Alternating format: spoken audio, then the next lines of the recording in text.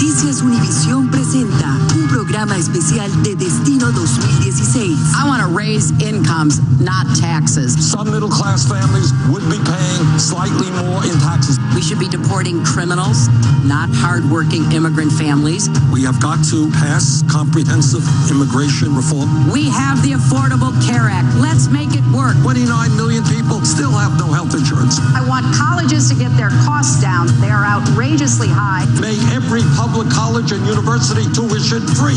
We have to lead a coalition that will take back territory from ISIS. I will never send our sons and daughters to war under false pretense. El debate demócrata. En vivo desde el Miami-Dade College en la Florida, con ustedes, María Elena Salinas y Jorge Ramos. Bienvenidos al debate demócrata en el Miami-Dade College entre la ex secretaria de Estado Hillary Clinton y el senador de Vermont, Bernie Sanders. Este será el primer y único debate que ambos candidatos realizarán teniendo en cuenta a los millones de votantes hispanos en el país. Noticias Univision lo llevará a cabo junto con el diario A nosotros nos acompaña esta noche Here with us tonight is Karen Washington Post, especializada en política nacional. Karen, gracias por specialized in national policy. Welcome, Karen. Bueno, ahora vamos a darle la bienvenida a los protagonistas the protagonists of this debate. Primero, la First, former Secretary of State Hillary Rodham Clinton.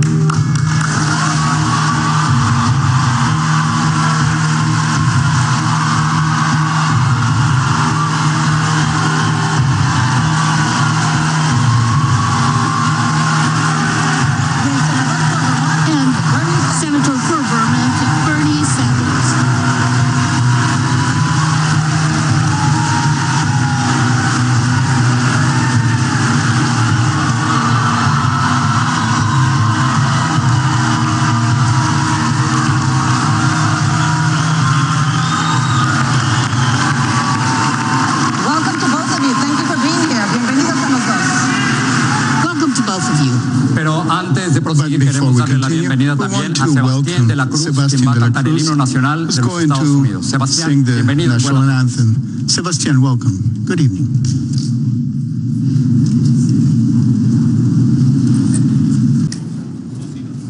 Oh, say, can you see by the dawn's early light what so proudly we held at the twilight's last gleaming, whose broad stripes and bright stars through the perilous fight o'er the ramparts we watched were so gallantly streaming, and the rocket's red glare, the bombs bursting in air, gave proof through the night that our flag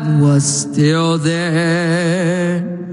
Oh, say, does that star-spangled banner yet wave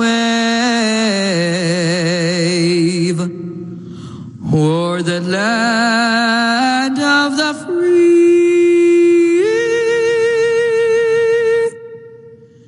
and the home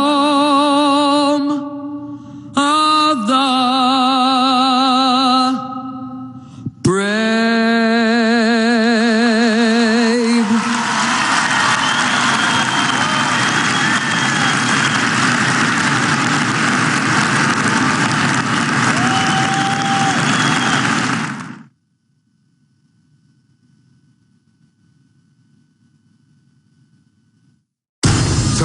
only on CNN. For the Republican presidential candidates, time is running out. This election can't just be about electing the loudest person in the room. 5 days before the winner-take-all Florida primary. The time for the clowns and the acrobats and the dancing bears has passed. The GOP face-off, live from Miami. We're going to win. Oh, are we going to win? Jake Tapper moderates the CNN Republican presidential debate tomorrow on CNN. From Beirut, in New Delhi, from Jerusalem, in Jordan, in Rome, in Istanbul, Cairo, here in Abu Dhabi. You hear the cheers behind us. He said if we don't pass this, the country's gone. Talk me through what goes into the chemistry, as it were, of chemical weapon. Already decisions on Scottish education, public health services and the environment. Given day, there are hordes of people here at the Colosseum. Let me push you once more on this because this is important. How big a concern should this be for not just Turkey, but the West? And this little-known national treasure, who is the biggest influence? Is it still family? Connect the World with Becky Anderson, today on CNN.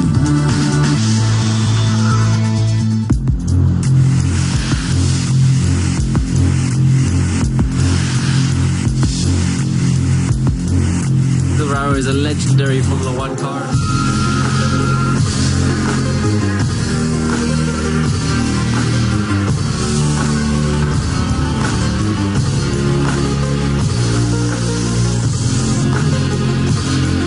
The Circuit, Saturday on CNN, in association with DHL. Station, this is CNN. How do you hear me? We hear you loud and clear. I'm Al Clooney. Welcome to the program. Welcome, Wynton Marsalis. What an entrance. Foreign Minister, welcome to the program. Thank you. A lot of the progress in food is about honesty or the lack of it. Is that what is going to keep America safe? How do you best protect people in an era where people are moving around all the time? What drew you to want to portray this character in this film? The character is really kind of the essential great journalist. Do you think America is leading enough in the solution to the end of the war in Syria? No country, including Saudi Arabia, can play a big enough role. I feel a huge amount of challenge and pain about the situation that we've experienced since 9/11. Developed countries need to support the education of Syrian refugee children. When we educate them, then we see a bright future. Amanpour, tonight on CNN. Para acompañarnos en este debate demócrata de Univision, el Washington Post y Facebook. The Washington Post and Facebook. These are the rules of this debate that the candidates have accepted. They will have 90 seconds to answer each question. When the rival mentions them in that answer, they will have 30 seconds to answer and another 30 seconds to answer questions, follow-up questions that we ask them. Haremos nuestras preguntas en inglés, pero serán traducidas simultáneamente al español para nuestros televidentes. Y ahora sí, cada uno de ustedes tiene un minuto para hacer su declaración inicial. Comenzamos con la secretaria Clinton. Secretary Clinton. Well, thank you very much. I've been looking forward to this debate, and I want to thank Univision, Washington Post, Facebook, and Miami-Dade College, the largest college in North America, for hosting us here this evening. And forward to the opportunity to discuss how we knock down the barriers that stand in the way of people getting ahead and staying ahead, starting with the economic ones. My focus is on more good-paying jobs with rising incomes for families and how we prevent corporations from taking jobs out of our country by imposing an exit tax, making them pay back any tax breaks they've gotten. But we also need to be having a positive agenda for manufacturing, for small businesses and entrepreneurs, for more clean energy jobs. And I also look forward to discussing comprehensive immigration reform with a path to citizenship. That will be one of my priorities in my first 100 days as president. And I will also be talking about education. Every child deserves a good teacher in a good school. And so thank you for having us, and I look forward to the debate. Thank you. Senator Sanders, your opening remarks. Thank you all very much. I'm running for president of the United States because given the crises facing our country, it is just too late for establishment politics and establishment economics. Together, we're going to have to overturn this disastrous Citizens United Supreme Court decision. Billionaires and Wall Street should not be buying elections. We got to end this rigged economy. where people are working longer hours for low wages. Almost all new income and wealth going to the top 1%. And of course, we need comprehensive immigration reform and a path towards citizenship. And here in Miami, as much as any city in America, we know that we have got to combat climate change, transform our energy system, and leave this planet in a way that is healthy and habitable for our kids and our grandchildren. Thank you, Senator. First question, Secretary. You've been starting to sound like the nominee lately, but many voters are saying not so fast.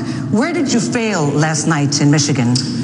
Well, look, I won one of the contests and lost another close one. I'm continuing to work hard for every single vote across our country. I was pleased that I got 100,000 more votes last night than my opponent and more delegates. So this is a marathon, and it's a marathon that can only be carried out by the kind of inclusive campaign that I'm running, a campaign that reaches out to everybody, a campaign that offers real positive solutions to the problems that we face, a campaign that is based on how together we can make progress, because I am a progressive who likes to get things done. So I'm excited about the upcoming contests, including right here in Florida, and will continue to work as hard as I can to earn the vote of every single voter.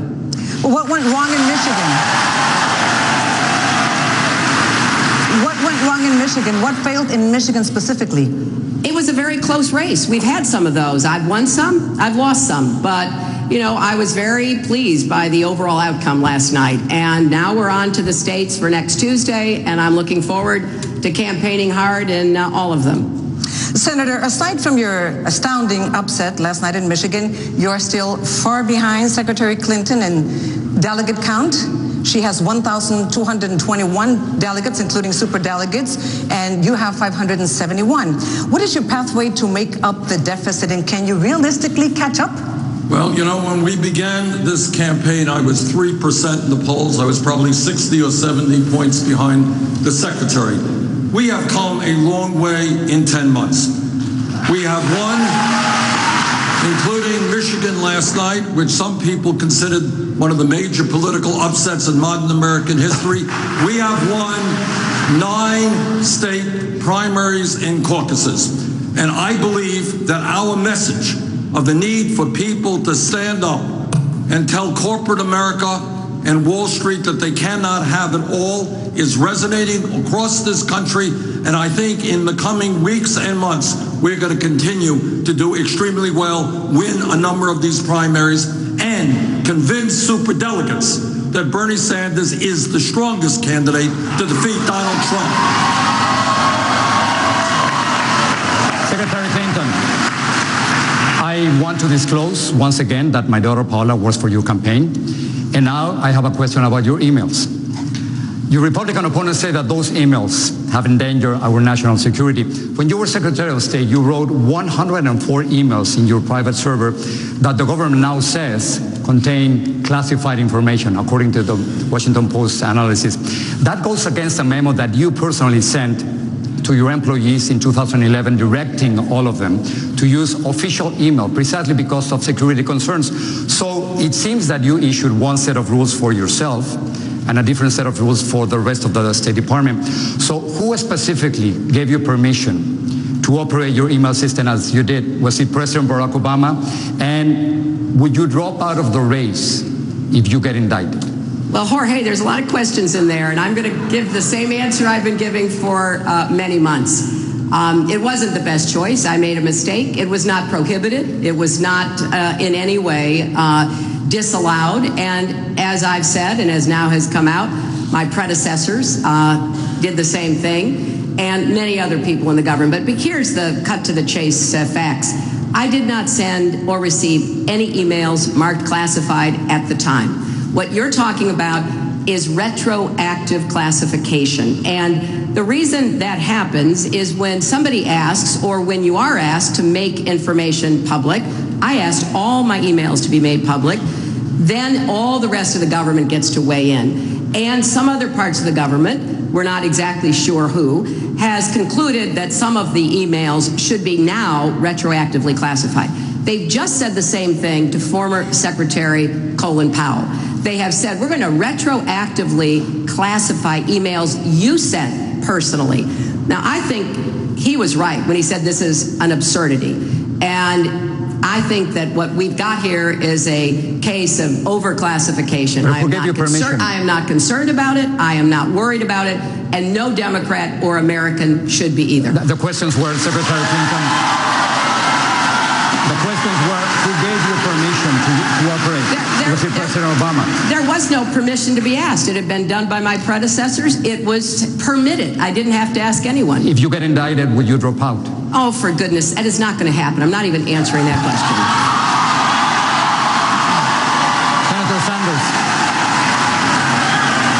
Senator Sanders, you have gone from saying the following. The American people are sick and tired of hearing about your damn emails, to claiming that it is a very serious issue. Which is it? There is a process underway, and that process will take its course. Today in America, the middle class is disappearing. We have massive levels of income and wealth inequality. Climate change threatens the whole planet. 47 million people live in poverty. I'm going to focus on the issues facing the working families of this country. That process will continue.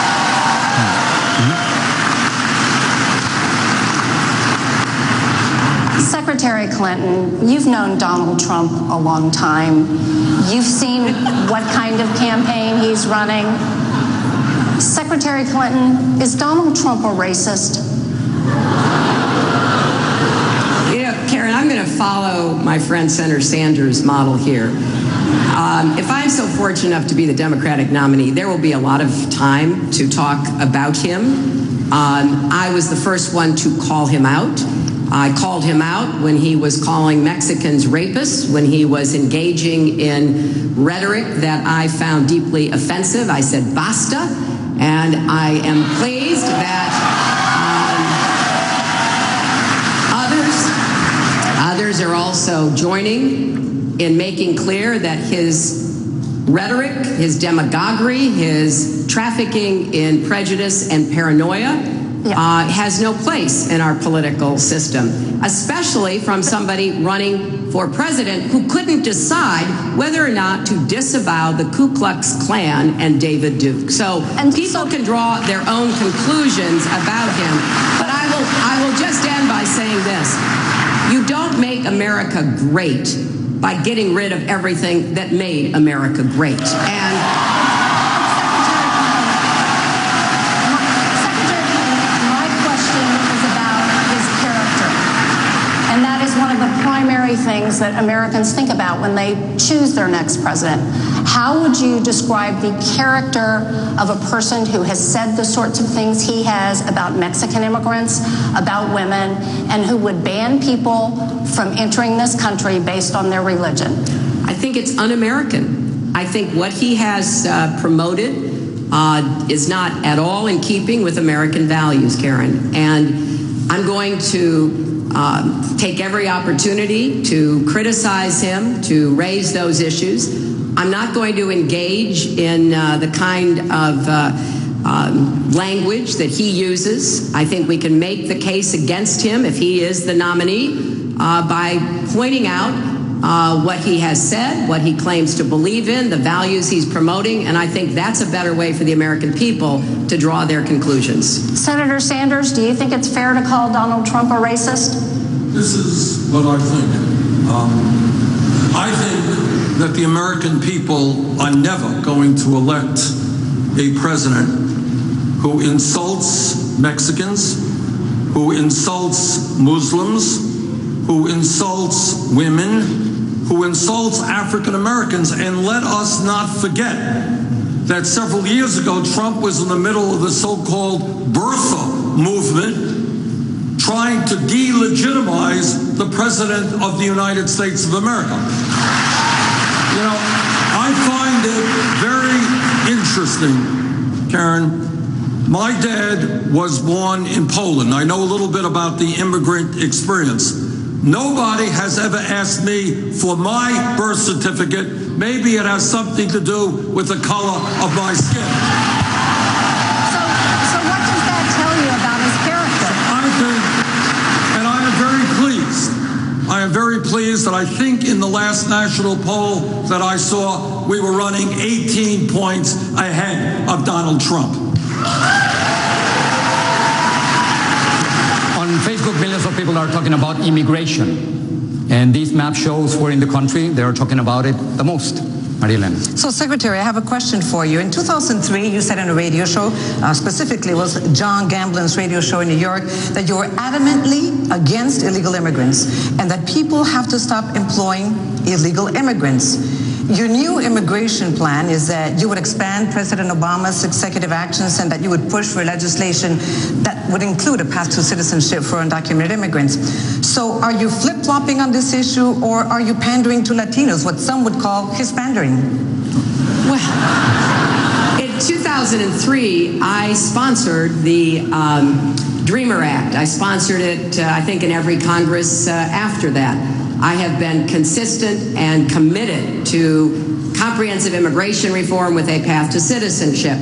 I think our best chance was in 2007, when Ted Kennedy led the charge on comprehensive immigration reform. We had Republican support. We had a president willing to sign it. I voted for that bill. Senator Sanders voted against it. Just think, imagine where we would be today if we had achieved comprehensive immigration reform 9 years ago. Imagine how much more secure families would be in our country, no longer fearing the deportation of a loved one, no longer fearing that they would be found out. So I am staunchly in favor of comprehensive immigration reform and have been so over the course of my public career.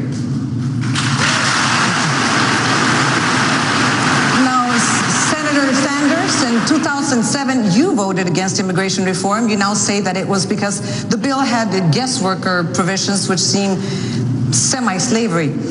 But back then, this is what you said to CNN's Lou Dobbs. Let's listen. If poverty is increasing and if wages are going down, I don't know why we need millions of people to be coming into this country as guest workers who will work for lower wages than American workers and drive wages down even lower than they are right now.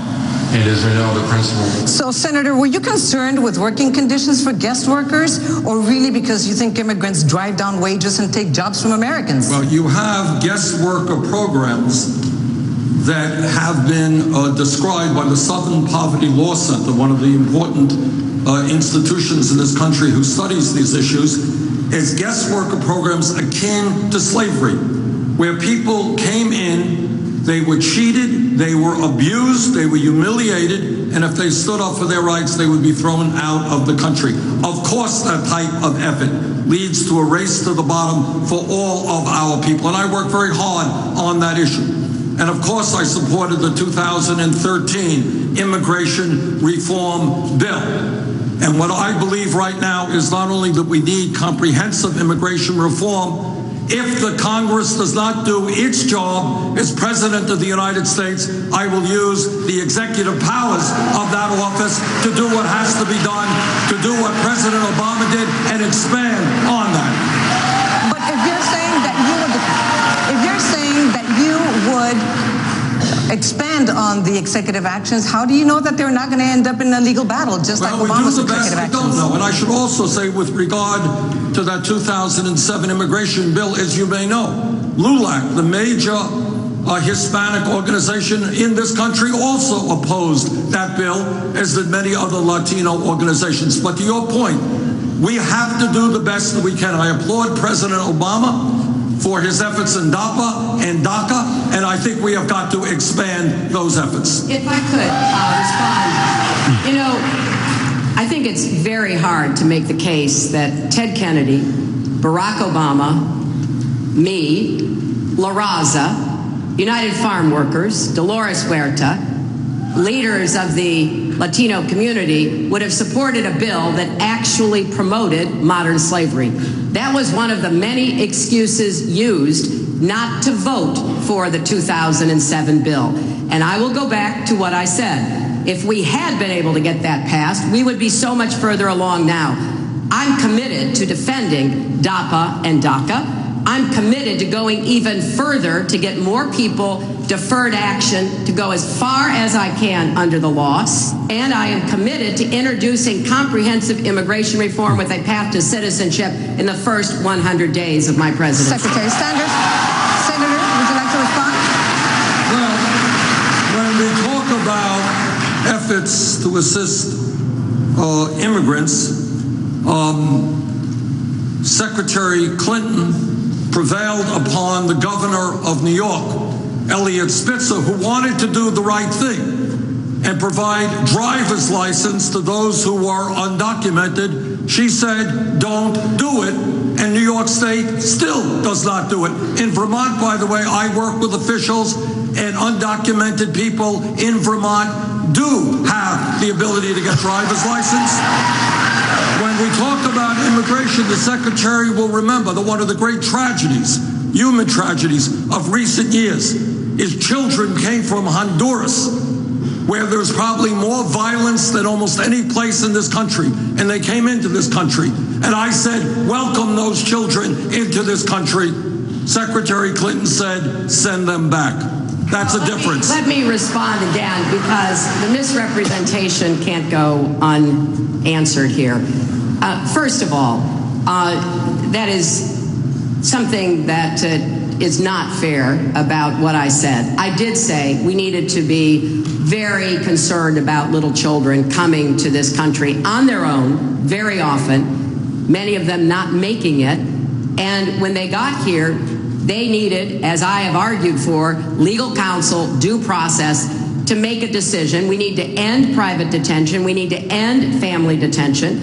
And in 2006, when Senator Sanders was running for the Senate from Vermont, he voted in the House with hardline Republicans for indefinite detention for undocumented immigrants. And then he sided with those Republicans to stand with vigilantes known as Minutemen, who were taking up outposts along the border to hunt down immigrants. So I think when you were running for the Senate, you made it clear by your vote, Senator, that you were going to stand with the Republicans. When you got to the Senate in 2007, one of the first things you did was vote against Ted Kennedy's immigration reform, which he'd been working on for years before you ever arrived. Let me respond to that.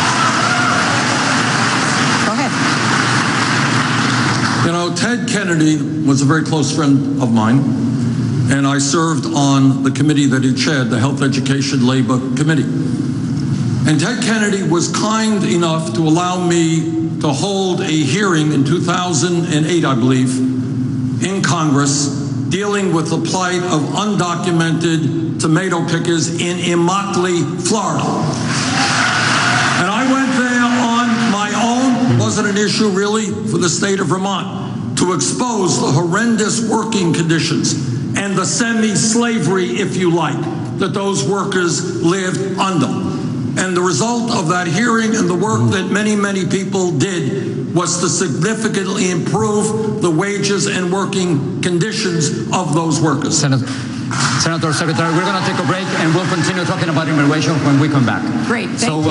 Llegó el momento de hablar de las deportaciones. Vamos a hacer this is the moment of talking about deportations. We're going. Bueno, no se pierda ningún momento del debate. Vaya a la página de Facebook de Univision Noticias y acompáñenos en Facebook Live. Díganos lo que piensa del debate en la sección de comentarios. Regresamos.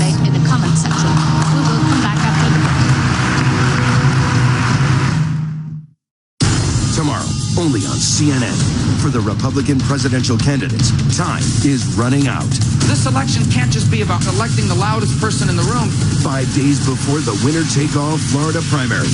The time for the clowns and the acrobats and the dancing bears has passed. The GOP face-off, live from Miami. We're going to win. Oh, are we going to win? Jake Tapper moderates the CNN Republican presidential debate tomorrow on CNN.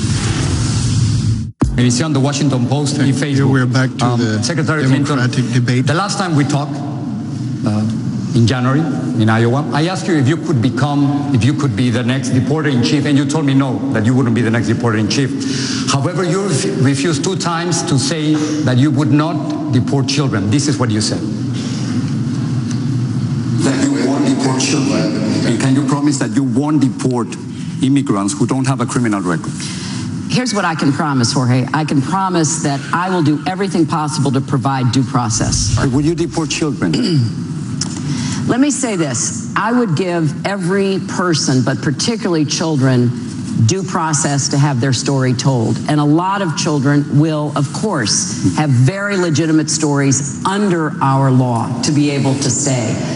So, Secretary, you seem to be defending President Obama's deportation policies, and as you know, so far he has deported more than 2.5 million immigrants. So if you really don't want to be the next deporter-in-chief, can you promise tonight that you won't deport children and that you won't deport immigrants who don't have a criminal record? And this time, could I get a yes or no answer? Yes, you can, because the question you were asking me were about children seeking asylum. And we have laws. That was the most critical thing I said. Under our laws, I would like to see those laws changed. I would like to see added to them a guaranteed counsel and other support for children. But if you're asking about everyone who's already here, undocumented immigrants, the 11, 12 million who are living here, my priorities are to deport violent criminals, terrorists, and anyone who threatens our safety. So I do not have the same policy as the current administration does. I think it's important that we move toward comprehensive immigration reform, but at the same time, stop the raids, stop the roundups, stop the deporting of people who are living here, doing their lives, doing their jobs, and that's my priority. But again, yes or no, can you promise tonight that you won't deport children who are already here? I will not deport children. I would not deport children. I do not want to deport family members either, Jorge. I want to, as I said, prioritize who would be deported. Violent criminals, people planning terrorist attacks, anybody who threatens us. That's a relatively small universe. So I want to be very specific. So you're telling us tonight that if you become president, you won't deport children who are already here? I will not. And that you won't deport immigrants who don't have a criminal record? That's what I'm telling you. Now, I don't want, because I'm not contradicting what I told you in the interview. Asylum is a particular legal process. I'd like to see it changed. I'd like to see us give more support to people who come fleeing the terrible violence that they do. But under our law, we have a process we have to go through, which is different. You would stop those deportations? I would stop the deportations for children, yes, and those who don't have a criminal record? Of the people, the undocumented people living in our country, I do not want to see them deported. I want to see them on a path to citizenship. That is exactly what I will do. Senator Sanders, can you promise us tonight that you won't deport children? Let me just say this. I don't think that the Secretary fully answered your question. And I think the proof may be in the pudding. Honduras, in that region of the world, may be the most violent region in our hemisphere. Gang lords, vicious people, torturing people, doing horrible things to families. Children fled that part of the world to try, maybe, to meet up with their family members in this country, taking a route that was horrific, trying to start a new life. Secretary Clinton did not support those children coming into this country. I did. Now, I happen to agree with President Obama on many, many issues. I think he's done a great job as President of the United States. He is wrong on this issue of deportation. I disagree with him on that. So to answer your question, no, I will not deport children from the United States of America. And can you promise not to deport immigrants who don't have a criminal record? I can make that promise. Okay.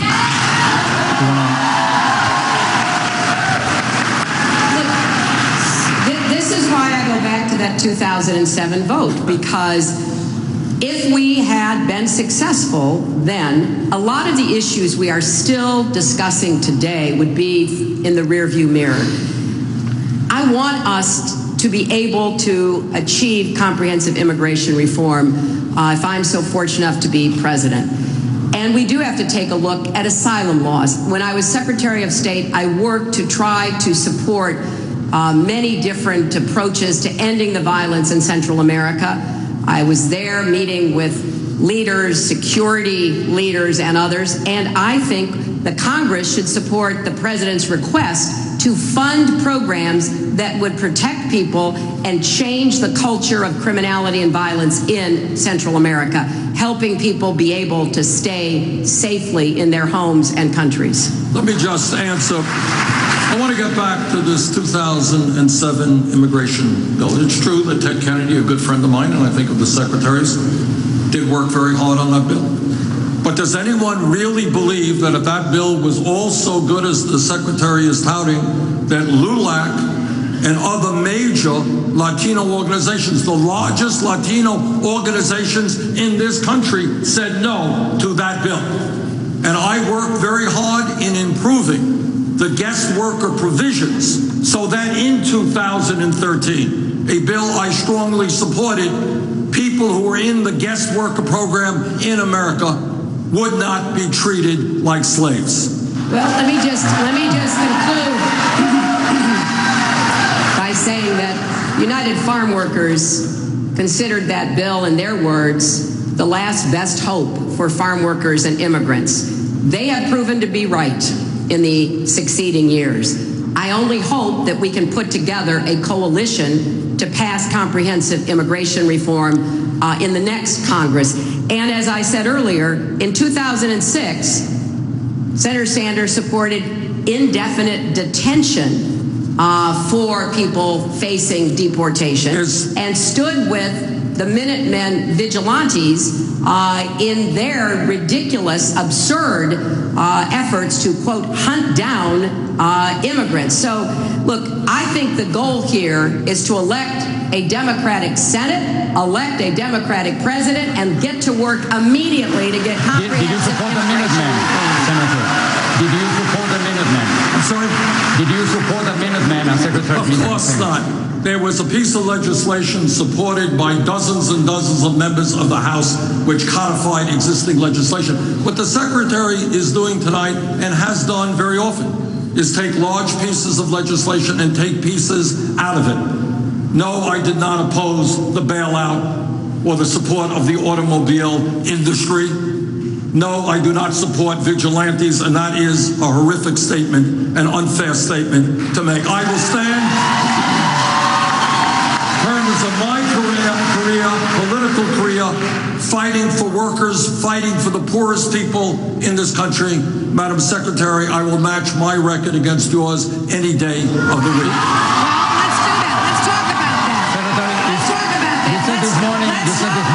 The auto bailout, because I think it's important for people to understand what happened. In December of 2008, we were both in the Senate. There was a vote on a freestanding bill to rescue the auto industry. We both voted for it. It was the right vote. Unfortunately, it did not succeed. The Republicans marshaled the votes against it. A month later, in January, a new piece of legislation was offered that contained the money that would be used for the auto rescue. Then President-elect Obama, before he'd even been sworn in, sent word to all of us that he really hoped we would support it. He was still in the Senate. I was still in the Senate. And I voted for it. It was a hard vote. I'll tell you, it was a hard vote. A lot of the votes you make are hard votes. But the fact is, the money that rescued the auto industry was in that bill. Secretary. Now, Senator Sanders voted against it. That's his perfect right to vote against it. But if everyone had voted as he voted, we would not have rescued 30 more the seconds, auto. we'll pass to another. 30 more seconds, and then we'll move to another.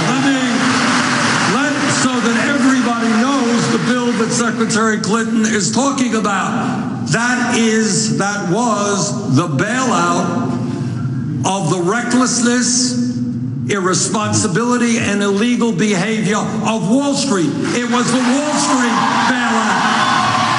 And I find it interesting that when Secretary Secretary Clinton, who's the former senator of New York, of course, when she defended her vote, she says, well, it's going to help the big banks in New York. Those are my constituents. And then you go to Detroit and suddenly this legislation helps the automobile workers. There was an article just yesterday where people like Senator Bayh and Ron Wyden, Byron Dorgan, former senators said, no, this wasn't the automobile bailout. We have to move on, Senator. The time is up. We have to move on. Next question, Secretary Clinton. You recently said, instead of building walls, we need to tear down barriers. However, last November in New Hampshire, you openly said that as senator, you voted numerous times to build the wall with Mexico. What's the difference between what you did, voting to build the wall, and what Donald Trump wants to do now? Well, I think both of us, both Senator Sanders and I, voted numerous times to enhance border security along our border. We increased the number of border security agents. We did vote for money to build a fence, a pedestrian fence in some place, a vehicle fence in other places.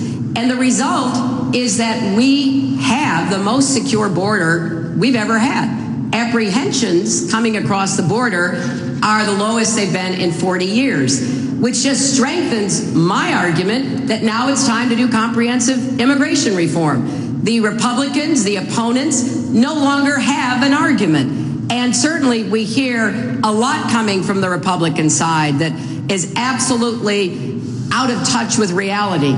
We raised money through the congressional appropriations process. We enhanced the border security. That part of the work is done. Everybody that I know has looked at it says, okay, we have a secure border. There's no need for this rhetoric and demagoguery that still is carried out on the Republican side. You've run out of excuses. Let's move to comprehensive immigration reform with a path to citizenship. And I think that makes a very strong argument in favor of doing it. But the question is, what is the difference between the wall that you voted for and Donald Trump's wall? It's a big difference. I mean, first of all, as I understand him, he's talking about a very tall wall, right? A beautiful tall wall. The most beautiful tall wall, better than the Great Wall of China, that would run the entire border, that he would somehow magically get the Mexican government to pay for. And, you know, it's just fantasy. And in fact, if he cared to know anything about what members of Congress like the senator and I have done, where it was necessary, we did support some fencing. Where it was necessary, we did add Border Patrol agents. We have done what by any fair estimate would have to conclude is a good job, quote, securing the border. So let's get about the business of comprehensive immigration reform. Let me just... Senator. The Secretary and I mostly, I think, agree on this issue. Look, in this country, immigration reform is a very hot debate. It's divided the country. But I would hope very much that as we have that debate, we do not, as Donald Trump and others have done, resort to racism and xenophobia and bigotry. This idea of suddenly one day or maybe a night rounding up 11 million people and taking them outside of this country is a vulgar, absurd idea that I would hope very few people in America support. Your time is up, Senator. Thank you. Now we have a question from the audience, for both of you. Tenemos una pregunta de nuestra audiencia. Pasamos con Enrique. Muchísimas gracias, Marilena. Secretaria Clinton, senador Sanders, quiero presentarles a Lucía Quieje. Ella es una inmigrante guatemalteca. Está aquí con sus 5 hijos, quienes no han visto a su padre desde que fue deportado hace 3 años. I want to go to Lucía Quieje. She's an immigrant from Guatemala. She's here with her 5 children who have not seen their father since he was deported 3 years ago. She has a question for both of you. Doña Lucía, ¿qué le quiere preguntar a los candidatos? Quiero yo preguntarle que yo tengo un gran dolor, yo y mis hijos, porque el padre de mis hijos fue deportado sin tener licencia, por no tener licencia. Era un hombre trabajador del campo de la construcción. ¿Qué pueden hacer ustedes para parar las deportaciones y reunificar las familias. Senator Sanders, as you can see, this is a very painful and personal issue for Lucia and her family. She wants to know what you would do to stop deportations, but most importantly, to reunite families like hers. Well, I absolutely support that. At the heart of my immigration policy, and I should say that the New York Times editorial board called my immigration policy the most progressive and the strongest of any candidate running. But to answer your question, the essence of what we are trying to do is to unite families, not to divide families. The idea that a mother is living here and her children are on the other side of the border is wrong and immoral. A number of months ago, I talked to a young man who was serving in the United States military.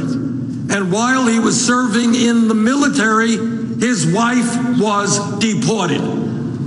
That is beyond comprehension and policies that should not be allowed to exist. So, ma'am, I will do everything that I can to unite your family. Your children deserve to be with their mother.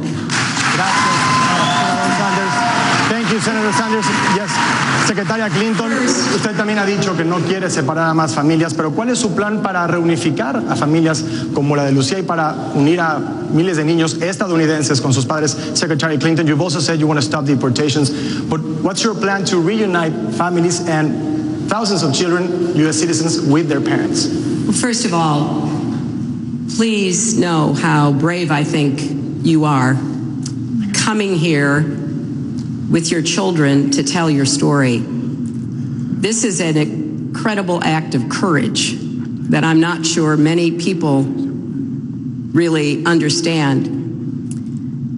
And I want you to know that in the work that I've done and the many families that I've met, I have heard similar stories like yours, where your husband is deported, your children's father is gone. You are doing your very best to support your children, but it is time to bring families together.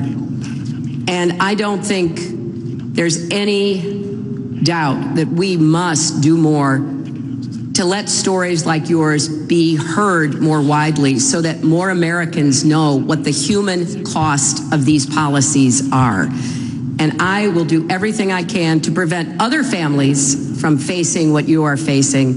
And I will do everything I can to pass laws that would bring families back together. And I hope that your children are all either citizens born in this country or eligible for the programs that President Obama has put into place, DACA and DAPA, because I will defend those and I will absolutely protect your children, yourself, and try to bring your family back together. Gracias, Secretaria Clinton. Thank you, Secretary Clinton. They are U.S. citizens. Your 5 children are U.S. citizens. Thank you. Now let's go back to Karen. Thank you, Enrique. Secretary Clinton, a Washington Post poll just yesterday found that only 37% of Americans consider you honest and trustworthy. Now, when you've been asked about this in the past, you have said that this is the result of many, many years of Republican attacks upon you. But Americans have also had 25, more than that, years to get to know you for themselves. Is there anything in your own actions and the decisions that you yourself had made that would foster this kind of mistrust? Well, first, Karen, obviously it's painful for me to hear that.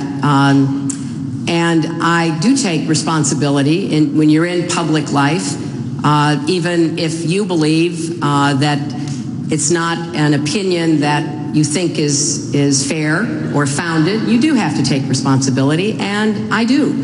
And I also have, very much committed to the best of my ability, my energies and efforts to helping people. That's something that I care deeply about, and I will continue to do that, to demonstrate by my past actions and my present levels of commitment and plans that people can count on me. That is certainly what happened to me in New York, where People got to know me, they saw me in action, and they did. Look, I have said before, and it won't surprise anybody to hear me say it, this is not easy for me. It's not easy to do what I think is right, to help people, to even the odds, to hear a story like the woman's story we just heard, and to know that I can make a difference and I want to in every way possible. I am not a natural politician, in case you haven't noticed, like my husband or President Obama. So I have a view that I just have to do the best I can, get the results I can, make a difference in people's lives, and hope that people see that I'm fighting for them and that I can improve conditions economically and other ways that will benefit them and their families. Thank you. Thank you.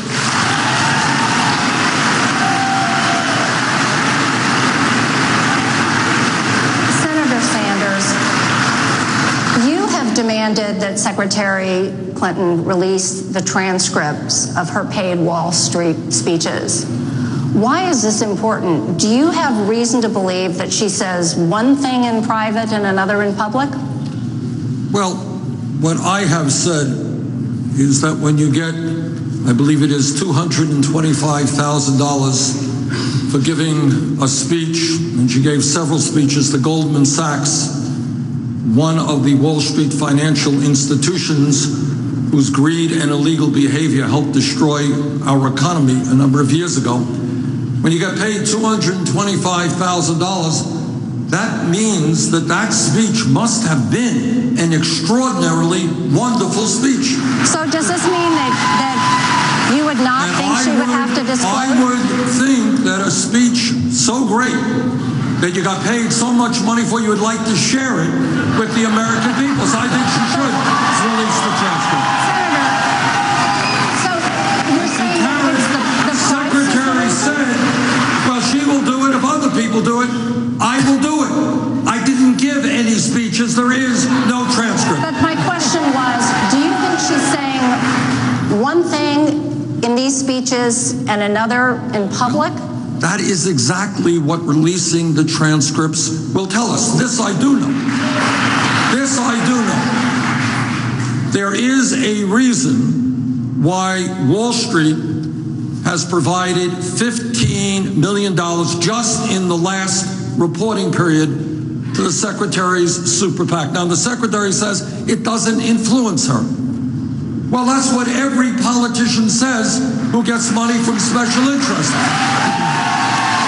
The question that the American people have to determine, you could say that Wall Street is greedy, they're fraudulent, but they are not dumb. Thank you, Senator. Why are they making those kind of large contributions? Thank you. Your time is up. Well, let me respond, as I have numerous times during this campaign. I have a public record, and you can go look it up. I went to Wall Street before the Great Recession and basically called them out, said that their behavior was putting our economy at risk, called for a moratorium on foreclosures.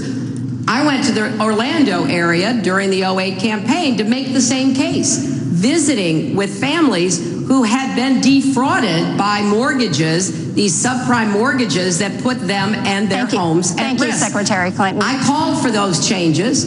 I have been on the record, and now I do have the toughest, most comprehensive plan to go after Wall Street, and not just the big banks, all the other financial interests that pose a threat to our economy. And I have said no bank is too big to fail, and no executive is too powerful to jail, and I will use the powers that have now been passed by the Congress, by President Obama, who, incidentally, took a lot of money from Wall Street, which didn't stop him from signing into law the toughest regulations on the financial industry since the Great Depression.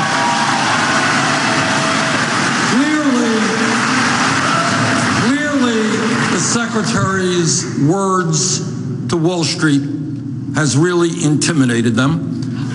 And that is why they have given her $15 million in campaign contributions. Thank you. Thank you, Senator. What I believe is, in fact, that we have a corrupt campaign finance system. And it's not just Wall Street.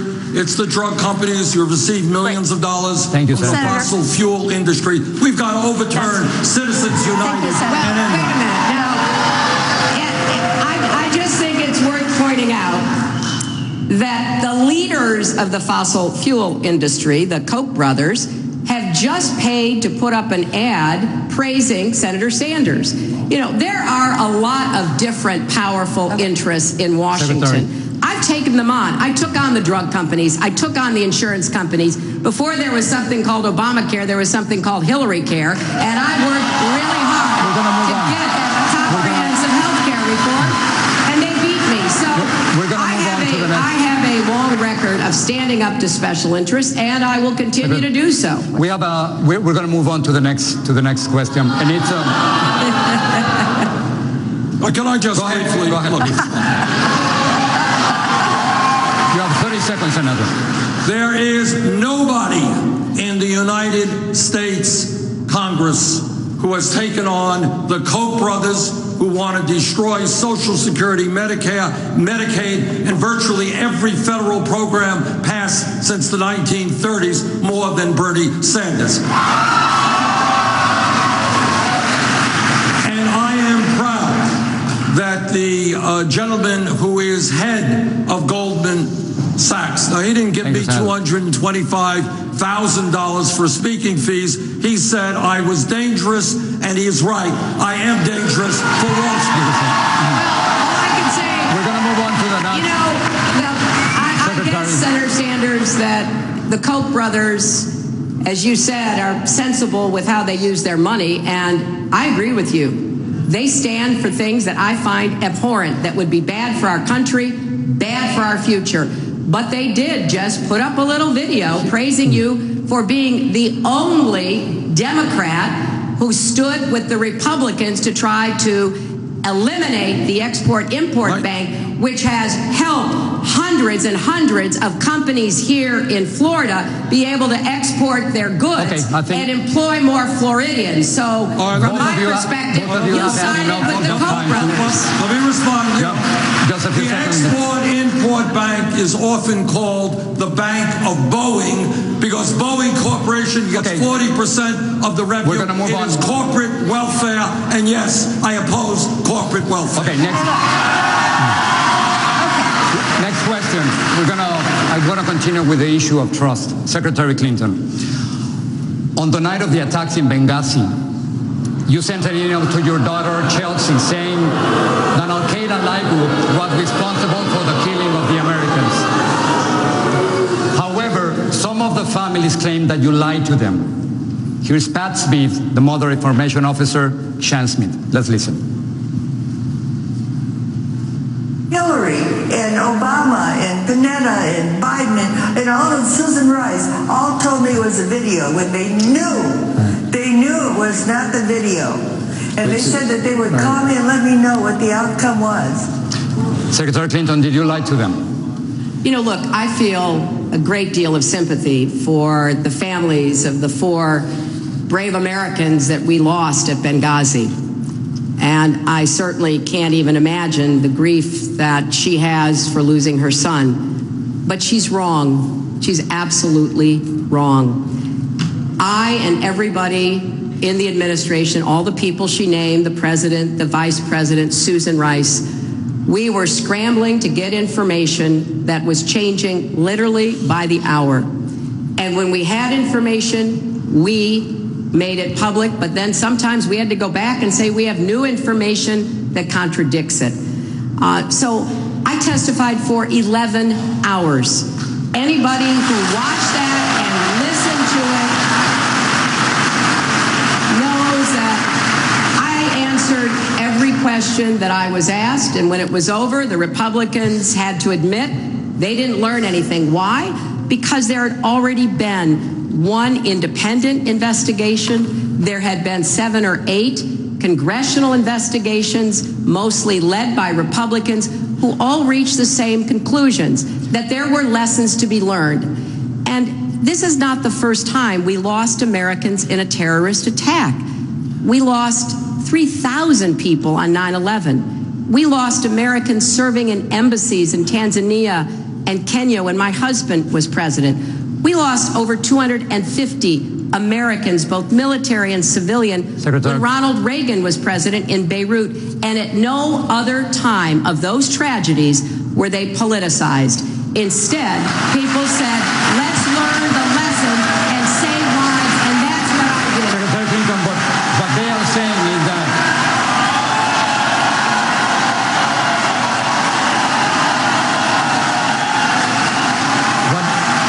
what the families are saying is that you told your daughter Chelsea one thing and a different thing to them. Well, but Jorge, that makes my point. At the time I emailed with my daughter, a terrorist group had taken credit for the attacks on our facility in Benghazi.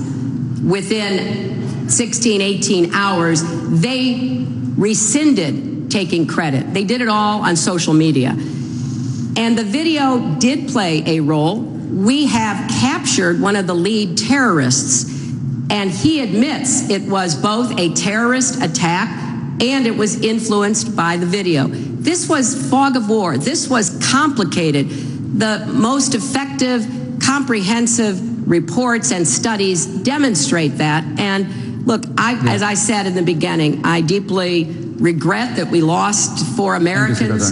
And I, of course, sympathize with members of the families who are still, very much grieving. And I wish that there could be an easy answer at the time, but we learned a lot, and the intelligence kept improving, and we learned enough to say what we think happened at Benghazi. You have 30 seconds, Senator. Well, I'm not going to comment on the Benghazi tragedy, but I will say this. A series of articles in the New York Times talked about Secretary Clinton's role in urging the administration to go forward with regime change, getting rid of Gaddafi in Libya. Gaddafi was a brutal dictator, there's no question. But one of the differences between the Secretary and I is I'm not quite so aggressive with regard to regime change. I voted against the war in Iraq because I had a fear of what would happen the day after. Secretary Clinton talks about Henry Kissinger winning the praise of Henry Kissinger. I don't want Henry Kissinger's praise at all. We're gonna take a break. We're taking a break. Vámonos a una pausa comercial y continuamos con temas que le interesan a los hispanos, como quién paga por la educación y qué hacer con la deuda de los estudiantes. With the student debt, 2 topics that we will deal in a moment in the Democratic Debate. We remind you that you can download Connecta, and we'll come back with a Democratic Presidential Debate. How long is the break?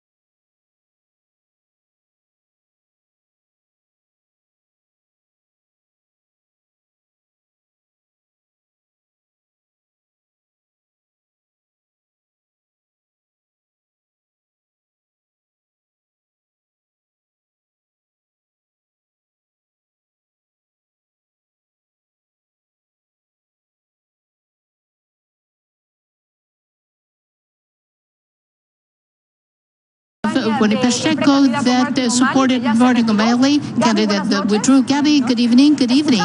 We heard a lot about immigration, about the deportations and raids. In your opinion, who defended him or herself better, and who represented the immigration proposal? The 2 candidates did a good action of talking, explaining, but what concerned me a bit is that we have seen the plan of Senator Bernie Sanders, but we have not seen a plan in writing from Secretary Hillary Clinton. So we want to see what she says, if it is important. The 6 months back, we have seen two different candidates as immigration is concerned, and we see that they're moving towards the community needs to not only immigration reform, but the rates have to stop. Families that we have seen that are suffering, they have to be reunited. We heard a very emotional testimony of a mother that was brave enough to come here with her 5 children. How did you feel when you heard her story? And you think that if the candidates had empathy with this story, I believe that this was the saddest moment that we had here at the debate. A mother with her children separated from her husband, and those children suffering because they do not have their father. And this is what we see that is happening, that Republicans are doing by not approving a migratory reform, but also President Obama. So we need that. We need not only words, but plans as well. And we need, as a community, to all stand up and support women as her. Thank you, Gabi. And now the Democratic debate continues with Jorge Ramos and Maria Elena Salinas. We continue with the debate now. Senator Sanders, you call your opponent Hillary Clinton an establishment politician. You yourself are a career politician. Why should voters prefer a career politician over an establishment politician? Well, you got to look at what the career is about. And this is a career that has stood up to every special interest in this country. I don't take money from Wall Street. I demand that we break up the large financial institutions. I don't take money from the pharmaceutical industry because I believe they are ripping off the American people and charging us the highest prices in the world for prescription drugs. I don't take money from the fossil fuel industry because they are destroying this planet through their emissions of carbon and creating the terrible climate change that we are seeing. So I think it is true that I have served in Congress for many years. But if you check my record, it is a record of strength for the environment, for workers, for seniors. Unlike the Secretary, I believe we should expand Social Security benefits. It is a record of achievement for veterans, working with Republicans, helping to craft the most significant veterans health care bill passed in many decades. So I think the point is, look at the record, and it's a record that I am proud of.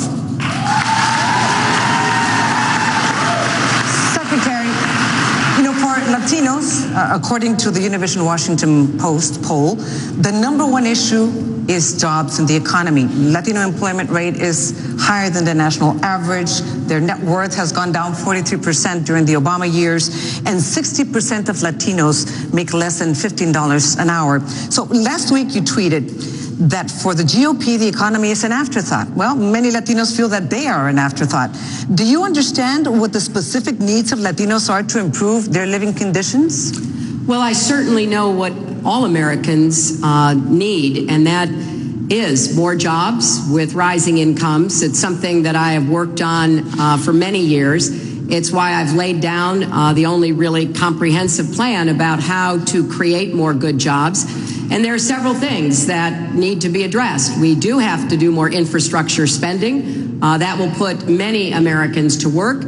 It's a good job that gets you on the ladder to the middle class. We need to improve the conditions for manufacturing in our country and punish those companies that want to export jobs. We need them to be incentivized to create jobs right here in America. We also do have to combat climate change, and no state has more at stake in that than Florida.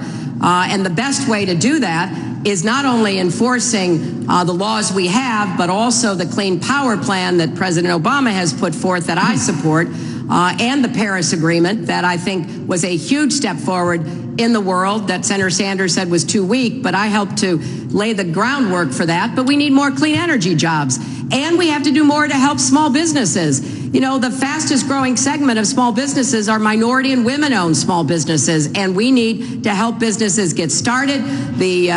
very distinguished Congresswoman from New York who's been on the Small Business Committee, Congresswoman Velasquez, knows exactly what we need to be doing to create more small businesses. We do need to raise the minimum wage, and we have to guarantee equal pay for women. Secretary, that will help Latinos as well as every other working person in our country.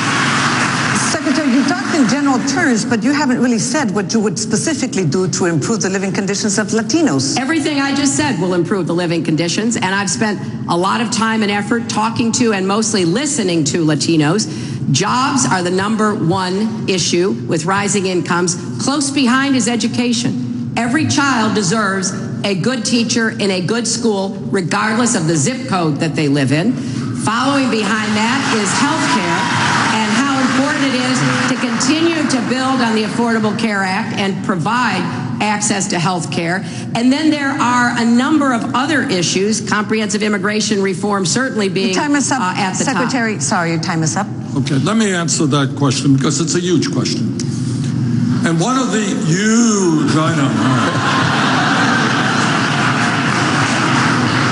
One of the points that I've been making, and media does not seem to pick up on it, is that we have a real crisis, not only with real unemployment in America being close to 10%, but youth unemployment in this country.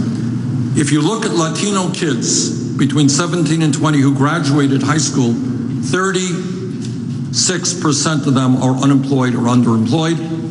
Time is up. Oh, wait a minute. Can I have Go ahead. a little bit of time here, please? African American kids are unemployed or underemployed to the tune of 51%. That's why I co-sponsored legislation to put $5 billion into a jobs program to put our kids to work, because I would rather invest in education than jobs, than jails and incarceration. We have got to raise the minimum wage to $15 an hour. The United States has got to join in the rest of the industrialized world in guaranteeing health care to all people as a right. We need to rebuild our crumbling infrastructure, and when we do that under my plan, we create 13 million decent-paying jobs. Thank you, Senator. We have a question on education. Senator, I'll continue with you. You propose free college tuition. No, I did not propose free college tuition. I proposed free tuition at public colleges and universities. Yes, I did. So under your plan, potentially, millions of students who can actually afford college would be getting federal subsidies. Is that right? No. What they would, look, this is what I believe, Jorge. This is the year 2016. 50 years ago, a high school degree got you a good job in the economy. Today, in many respects, a college degree is the equivalent of a high school degree. We have got to go beyond first grade to 12th grade when we talk about public education. So I do believe we should make public colleges and universities tuition free, and I don't believe we should punish millions of young and not so young people with outrageous levels of student debt. Because my question was, if you think, for instance, if Donald Trump's grandchildren or I'm sorry, Hillary Clinton's grandchildren, should they be able to go to college Absolutely. for free? Absolutely. They can go to, I don't think they will, but Donald Trump's kids can go to public school right now. I think Secretary Clinton is talking about making community colleges free. They can go to those things. The point is, we're going to get to Donald Trump by raising the taxes on the top 1% and on millionaires and billionaires. But all of our people, in my view, regardless of income, should have a right to get a higher education. I want children in the 3rd grade to know that if they study hard, no matter what the income of their families, my family didn't have any income, my parents didn't go to college, they didn't have good income. I want every kid to know if you do your schoolwork, study hard, yes, you will be able to get a college education. We'll continue talking about education. For that we go. Enrique Acevedo has a question. Enrique Acevedo, tu pregunta. Muchas gracias, Jorge Ramos. Secretaria Clinton, acabamos de escuchar la posición del senador Sanders sobre colegiaturas gratuitas, pero hay millones de estadounidenses, de estudiantes, que no pueden pagar sus préstamos. Maide Martínez tiene 20 años y es un estudiante de ciencia política. We just heard about free tuition from Senator Sanders, but right now there are millions of students who can't afford to pay their loans. Maide Martínez is 20 years old and she's a major of political science at Miami-Dade College. Maide, tu pregunta. Buenas noches. Yo quiero sacar un doctorado, pero para hacerlo voy a tener que pedir un préstamo estudiantil. ¿Qué van a hacer para ayudar a pagar la deuda de esta generación? Secretary Clinton, she says she wants to go to grad school and get a PhD. What are you going to do to help her achieve that goal and pay off her student debt? Well, congratulations on your education and also on your plans for the future. And here's what I will do. We're going to refinance everyone's existing student debt. 40 million Americans have student debt. And right now, I go around asking people at my events if they know what their interest rate is. And the interest rates literally go from like 8 to 14%. It's outrageous that at a time when interest rates have been historically low, people borrowing money to invest in their education are paying some of the highest interest rates around. And you can refinance your house to get a lower interest rate. You can refinance your car. Corporations can refinance their debt. Under my plan, you will be able to also lower your debt, move into a program to pay it back as a percentage of your income.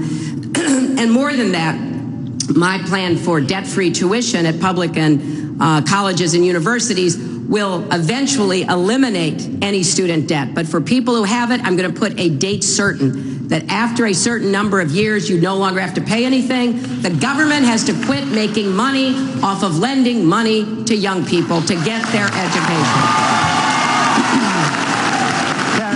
Karen, let's go back to you. I think that what Secretary Clinton just said is absolutely right. I think I said it many months before she said it, but thanks for copying a very good idea. Now, the question, though, I have been criticized a lot for thinking big, and that's, for believing that we could do great things as a nation. One of the things we should not be doing, obviously, is punishing people for doing what we want them to do, and that is to get an education. But here is the point. My program, making public colleges and universities tuition-free, allowing people with debt to refinance at the lowest possible interest rates, is a fairly expensive proposal. It's about $70 billion a year. Do you know how I'm going to pay for it? I'm going to pay for it by imposing a tax on Wall Street speculation. We bailed out. Secretary Clinton was one of those who voted to bail out Wall Street. Now I think it's time for Wall Street to help the working families of this country. Thank you very much. I'm going to respond to that because I think this is a very important issue. And by the way, everybody who, quote, got money in the, quote, bailout that also included money for the auto rescue has paid it back. So the Treasury was out nothing. Now that will no longer happen because we have Dodd-Frank, and we will break up banks that pose a systemic threat to our economy. But let me say this. Senator Sanders has talked about free college for everybody. He's talked about universal single-payer health care for everybody. And yet when you ask questions, as many of us have, and more importantly, independent experts, it's very hard to get answers. And a lot of the answers say that, this is going to be much more expensive than anything Senator Sanders is admitting to. This is going to increase the federal government dramatically. And, my dad used to say, if it sounds too good to be true, it probably is. And we deserve answers about how these programs would actually work and how they would be paid for. I want you all to think what Secretary Clinton is saying is that the United States should continue to be the only major country on earth that doesn't guarantee health care to all of our people. I think if the rest of the world can do it, we can. And by the way, not only are we being ripped off by the drug companies, we are spending far, far more per capita on health care than any other major country on earth. You may not think the American people are prepared to stand up to the insurance companies or the drug companies. I think they are. Thank you, Senator. I think we can pass a Medicare for all. This is a very important point in this debate because I believe in universal coverage. Remember, I fought for it 25 years ago. I believe in it, and I know that thanks to the Affordable Care Act, we are now at 90% of universal coverage. I will build on the Affordable Care Act. I will take it further. I will reduce the cost. But I just respectfully disagree between the Republicans trying to repeal the first chance we've ever had to get to universal health care and Senator Sanders wanting to throw us into a contentious debate over single payer. I think the smart approach is build on and protect the Affordable Care Act, make it work, reduce the cost. Okay. I am on the committee. I know a little bit about this. I'm on the committee, Health Education Labor Committee, that helped write the Affordable Care Act. And it has done a number of good things. But when Secretary Clinton says, well, 90% of the people have insurance, yeah, not really. Many of you may have insurance, but you have outrageously high deductibles and co-payments. 1 out of 5 Americans cannot afford the prescription drugs their doctors prescribe. Elderly people are cutting their pills in half. I do believe that we should do what every other major country on earth does, and I think when the American people stand up and fight back, yeah, we can have a Medicare for all health care system. I'm going to call time here because I want to move on to a subject that more than 24 Florida mayors have asked us to raise with you. They have asked us to share with you their concern over the effects of rising sea levels and climate change in their communities. Just take a look at this map. You can see that no state has more at stake than Florida does, and no city has more at stake than Miami, the city in which we are sitting.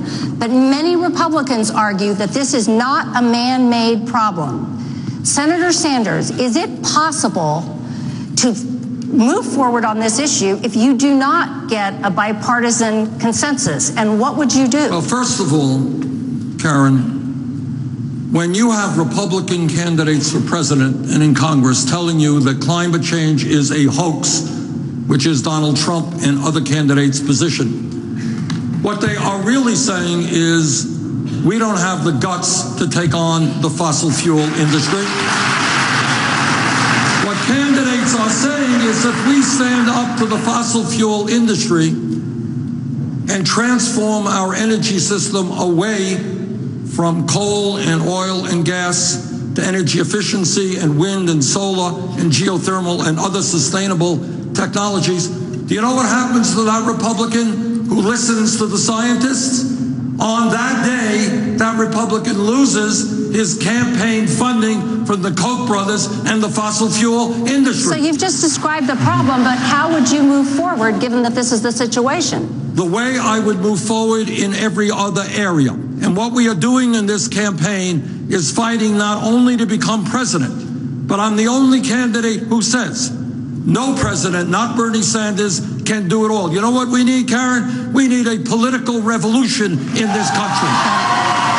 And when millions of people stand up and tell the fossil fuel industry that their profits, their short-term profits, are less significant than the long-term health of this planet, we will win. That is the way change always takes place. Secretary Clinton, can you do this without a bipartisan consensus? No major environmental legislation is ever passed without bipartisan votes.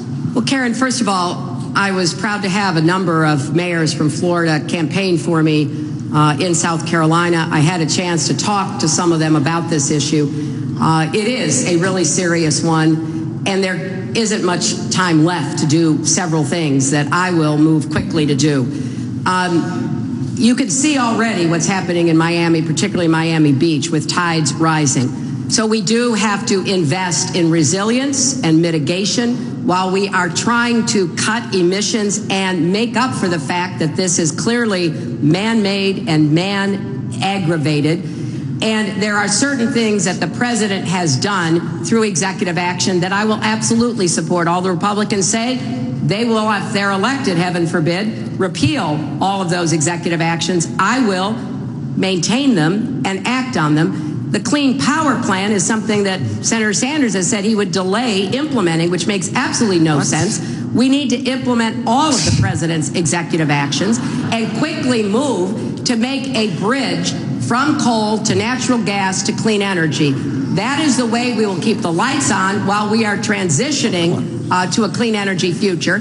And when I talk about resilience, I think that is an area we can get Republican support on. 30 seconds. Let me be very clear. Because after I have introduced, excuse me. Did you ask me to speak? There is a lot. You can finish, Secretary, and you'll have 30 seconds. There is a lot of legitimate concern. You don't have to do much more than look at rising insurance rates. Secretary, thank you very much. Most of the property in Florida will be at risk in the next 50 years. I think I can get a bipartisan consensus on resilience and then implementing the president's orders until we frankly win back enough seats, take back the Senate, and get back to bipartisan Senator Sanders. legislation. Jorge, may I have as much time as she just had, please? This is your debate. Thank you. Let's be clear. You're looking at the senator who introduced the most comprehensive climate change legislation in the history of the United States Senate. Now, I hope that Secretary Clinton would join me if we are serious about climate change, about imposing a tax on carbon on the fossil fuel industry and making massive investments in energy efficiency and sustainable energy. And by the way, while we are on the subject of energy, I hope you'll join me in ending fracking in the United States of America. Thank you. We need to move on to another topic. Secretary Clinton, Senator Elizabeth Warren says personnel is policy.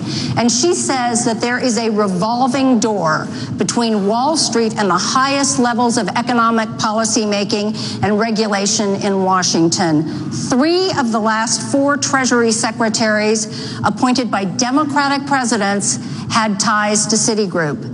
Do you agree with Elizabeth Warren's criticism that both your husband's administration and President Obama's have relied too heavily on advisors who represent the worldview of the big banks? Well, Karen, I do agree that we have to end the revolving door. I strongly support a piece of legislation from Senator Tammy Baldwin that would do just that. And I will be looking for people who will put the interests of consumers first, who will do more to try to make sure Main Street flourishes. And I will very much reach out and ask for advice as to who should be appointed, including to Senator Warren and many of my other former colleagues in the Senate. But I think it's important also to look at what we want to accomplish. You know, in the debates we've had, maybe this is the 7th or so, Senator Sanders is always criticizing the 2 recent Democratic presidents, President Clinton and President Obama. And that's fine, but I wish he would criticize and join me in criticizing George W. Bush, who I think wrecked the economy and created the conditions for the Great Recession. You know, at the end of the 90s, we had 23 million new jobs. Incomes went up for everybody. We were talking earlier about what needs to be done for Latinos and African Americans. Well, we were doing it by the end of the 90s. Median family income went up 17%. For minorities, it went up even more. Along came the Republicans. Trickle-down economics, one of the worst ideas since snake oil, was put back into place. And we ended up with the Great Recession. President Obama had to rescue the economy, and I don't think he gets the credit he deserves for doing that. Senator Sanders, your name was mentioned. Well, let me say this. I gather Secretary Clinton hasn't listened to too many of my speeches or followed my work in the Congress, because very few people stood up to George W. Bush, whether it was the war in Iraq or any other of his policies. Now, when we talk about the policies of the 1990s, I worked closely and supported President Clinton, and obviously I have worked very closely in supporting President Obama, who has taken our economy a very long way from where Bush left us. But when you go back to the 1990s, let's remember, that's when Wall Street deregulation took place. That's when disastrous trade policies took place. So yes, good things happened, but some dangerous mistakes were made that laid the groundwork for some of the problems we're having with a disappearing middle class. Thank you, Senator. Thank you. We're going to take a break, and when we come back, we'll talk about Latin America. Vamos a hacer una pausa comercial, y cuando regresemos... To take a break, and when we come back, we'll talk about Latin America. Don't leave. Of course,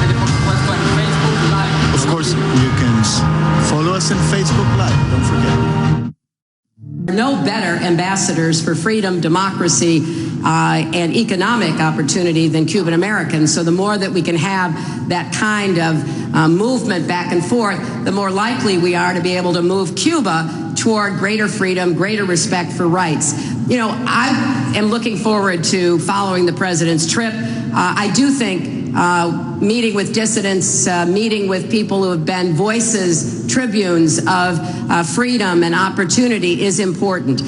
The Cuban people deserve to have their human rights respected and upheld. They deserve to be able to move toward democracy where they pick their own leaders. And I think both Castros have to be considered authoritarian and dictatorial because they are not freely chosen by the people that are in Cuba. I hope someday there will be leaders who are chosen by the Cuban people, and I hope that democracy will be deeply rooted in Cuban soil and that the people of Cuba will have every opportunity to fulfill their own dreams in their own country. That is my hope. On Facebook, by the way, this is the conversation that everybody's having, talking about Cuba. Senator Sanders, so... look, I understand that not everybody in Florida or in the United States will agree with me. But I think we have got to end the embargo. I believe that we should move toward full and normalized political relations with Cuba. I think at the end of the day, it will be a good thing for the Cuban people. It will enable them, I think, when they see people coming into their country from the United States, move in a more democratic direction, which is what I want to see. The time is up. I'm sorry. Let's continue with another question, Senator, if you don't mind. Sure. In 1985, you praised the Sandinista government and you said that Daniel Ortega was an impressive guy. This is what you said about Fidel Castro. Let's listen. You may recall way back in, 1961, they invaded Cuba. And everybody was totally convinced that Castro was the worst guy in the world, that all the Cuban people were going to rise up in rebellion against Fidel Castro. They had forgot that he educated their kids, gave them health care, totally transformed the society. In South Florida, there are still open wounds among some exiles regarding socialism and communism. So please explain, what is the difference between the socialism that you profess and the socialism in Nicaragua, Cuba, and Venezuela? Let me just answer that. What that was about was saying that the United States was wrong to try to invade Cuba, that the United States was wrong trying to support people to overthrow the Nicaraguan government, that the United States was wrong trying to overthrow in 1954 the government, democratically elected government of Guatemala. Throughout the history of our relationship with Latin America, we've operated under the so-called Monroe Doctrine. And that said that the United States had the right to do anything that they wanted to do in Latin America. So I actually went to Nicaragua, and I very strongly opposed the Reagan administration's effort to overthrow that government. And I strongly opposed earlier Henry Kissinger and to overthrow the government of Salvador Allende in Chile. I think the United States should be working with governments around the world, not get involved in regime change. And all of these actions, by the way, in Latin America brought forth a lot of very strong anti-American sentiments. That's what that was about. Senator, in retrospect, have you ever regretted the characterizations that you made of Daniel Ortega and Fidel Castro that way? I'm sorry, please say that. In retrospect, have you ever regretted the characterizations of Daniel Ortega and Fidel Castro that you made in 1985? The key issue here was whether the United States should go around overthrowing small Latin American countries. I think that was a mistake, both in Nicaragua and Cuba. Look, let's look at the facts here. Cuba is, of course, an authoritarian, undemocratic country, and I hope very much as soon as possible it becomes a democratic country. But on the other hand, it would be wrong not to state that in Cuba they have made some good advances in healthcare. They are sending doctors all over the world. They have made some progress in education. I think by restoring full diplomatic relations with Cuba, it will result in significant improvements to the lives of Cubans, and it will help the United States and our business community invest. Thank you, Senator. Your time is up on that. Thank you. Secretary Reinbach, question on Puerto Rico. Puerto Rico is bankrupt. It owes more than $70 billion it cannot pay, and we have a question from Facebook. Lilian Rivera is asking you the following. I would like to know if during the first 100 days of your presidency, you will help Puerto Rico restructure its public debt and help its economy. The first 100 days, Secretary. Absolutely, although I hope it happens before I am president, if I'm so fortunate enough to be. I have been calling for months that the Congress must give authority to Puerto Rico to restructure its debts, just like it has enabled states and cities to restructure their debt. And it is a grave injustice for the Congress led by the Republicans to be refusing to enact that opportunity within the bankruptcy law. And what we see in Puerto Rico now is a lot of suffering. We see schools being closed. We see health care being denied. And we see 1,000 Puerto Rican families a month moving to the United States, mostly to Florida. Puerto Ricans are citizens of America. They deserve to be treated as citizens and to be given the opportunity to get back on their feet economically. And I just want to add one thing to the question you were asking, Senator Sanders. I think in that same interview, he praised what he called the revolution of values in Cuba and talked about how people were working for the common good, not for themselves. I just couldn't disagree more. If the values are that you oppress people, you disappear people, you imprison people, even kill people for expressing their opinions, for expressing freedom of speech, that is not the kind of revolution of values that I ever want to see anywhere.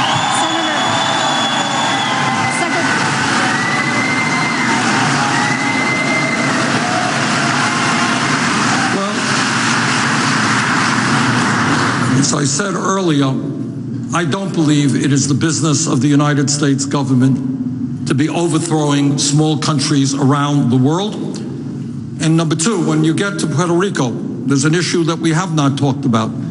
That little island is $73 billion in debt. And the government now is paying interest rates of up to 11%. And many of the bonds that they are paying off were purchased by vulture capitalists for 30 cents on the dollar.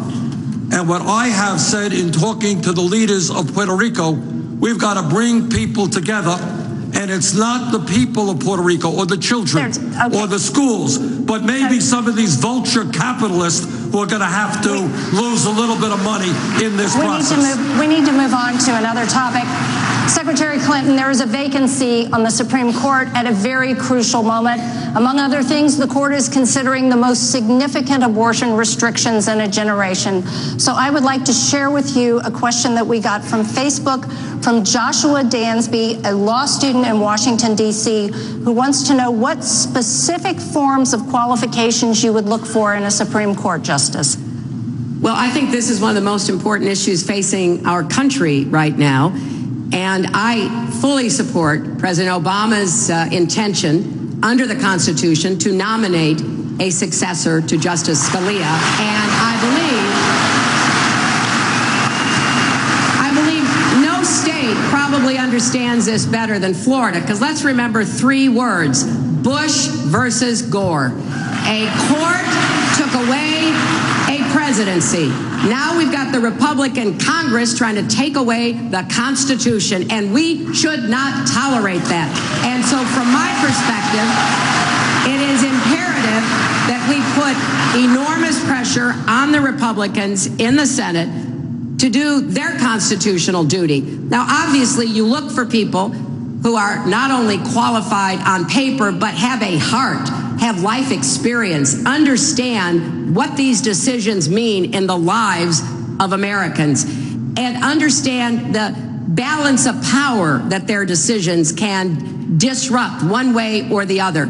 So clearly, I would look for people who believe that Roe v. Wade is settled law and that Citizens United needs to be overturned as quickly as possible.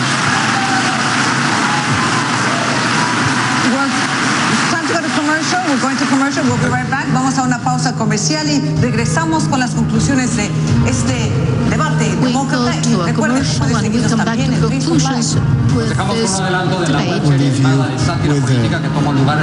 with a web series which has Heads in Space, and it's the candidates to the presidency. We come back with the Democratic Debate, sponsored by Univision, Washington Post, and Facebook. We are reaching the end, asking the candidates to give their last words. Coming to the end of this wonderful debate, and it's time for your closing remarks. Secretary Clinton, you're first. Well, thank you very much for a lively debate, and I appreciate greatly all the questions, especially the questions in person from the people here and those coming at us from Facebook. It just reinforces my strong commitment to do everything I can to break down all the barriers that stand in the way of people living up to their own potential and of our country doing the same. So I am going to take on those economic barriers. I have a plan to create jobs and raise incomes. I'm going to take on the education barriers that often leave too many children behind even after they have completed schooling. I'm going to take on the health care barriers. I'm going to do everything I can to make sure that we unite our country. I will find common ground, just as I have as First Lady, as Senator, and Secretary of State. I will also stand my ground wherever matters of principles and values are at stake. I would be honored to have your support in the upcoming primaries on Tuesday and hope to have the great honor of serving you as your president. Senator Sanders, your closing remarks. Well, this has been a wonderful debate, but time being limited, some of the most important issues facing our country have not been asked. And that is it acceptable that in America, the top 1/10 of 1% now owns almost as much wealth as the bottom 90%? Is it acceptable that while the average American works longer hours for lower wages, 58% of all new income is going to the top 1%? Is it acceptable that Wall Street and billionaires are spending hundreds of millions of dollars trying to buy elections? Is that democracy or is that oligarchy? Which is why I believe we've got to overturn Citizens United and move to public funding of elections. Is it right that in the greatest, wealthiest country in the history of the world, so many of our young people can't even afford to go to college or leave school deeply in debt? In the wealthiest country in the history of the world, if we stand up, fight back, we can do a lot better. That's why I'm running for president.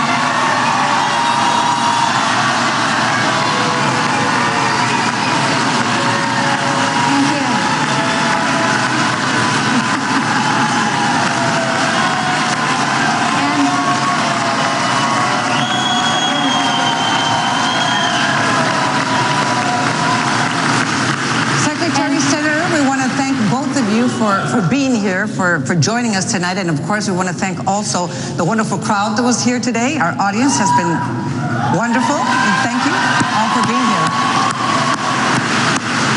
Yes, and on behalf of the Washington Post and Univision and Facebook, we'd like to thank you again for joining us in this debate and also to remind people to get out and vote. Y precisamente de eso queríamos aprovechar los momentos. We want important to use these last moments. It's very important to go out and vote. Remember, next Tuesday, March 15th, there's elections in Florida, Illinois, Missouri, North Carolina, Ohio. All these states, in all these states, the Hispanic vote is crucial. We have heard us talk about the importance of Hispanic vote, how in very close races, it is the Hispanic vote that can choose the next president of the United States. This is Hispanic power, the Latin wave. But the only way that this can happen is if we all go out and vote. So you know it perfectly. Who does not vote doesn't count. And as you know, nobody can reach to the White House without Hispanic vote. Remember, don't let others decide for you. The power is in your hands. You have to participate. You have to vote. Thank you for being with us this evening, and thank you for trusting in Univision. Good evening. Good evening.